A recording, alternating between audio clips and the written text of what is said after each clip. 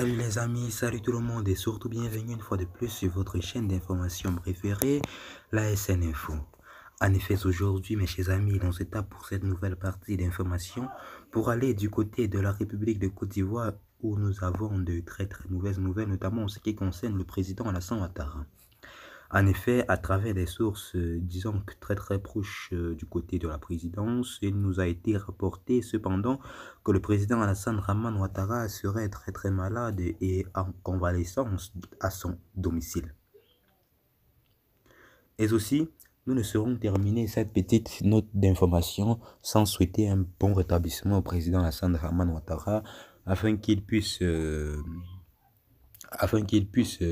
mieux gérer notre cher et beau pays, la Côte d'Ivoire. Et aussi, du côté de l'Alliance des États du Sahel, nous avons un scandale exclusif qui vient de frapper. Nous ne pouvons pas finir cette note d'information sans parler de cela. Vraiment, ça serait absurde. En effet, le retrait du Mali, du Niger et du Burkina Faso de la CEDEAO. Il y a une monnaie qui va venir. Oui, la sortie du Burkina, du Mali et du Niger de la CEDEAO pourrait amener à une monnaie commune qui sera viable grâce aux richesses des sols des trois pays, a déclaré Stipe Afrique Ida Kerim, doctorat en sciences économiques et de gestion, ancien parlementaire burkinabé.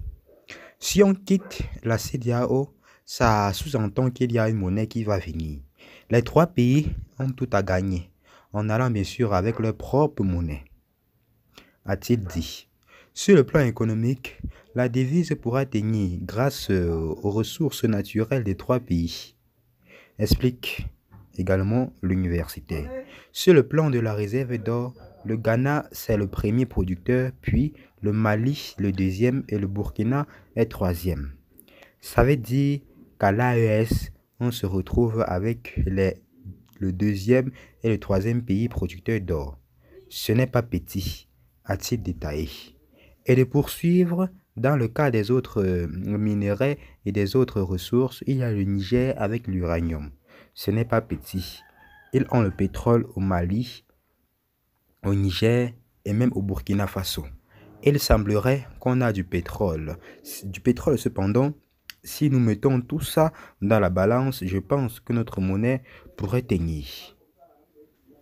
Le choix des pays de l'AES peut bien sûr s'avérer bénéfique pour le niveau de vie de leur peuple. Cela viendra soulager peut-être même le coût de la vie, cela viendra soulager les multiples souffrances de la population.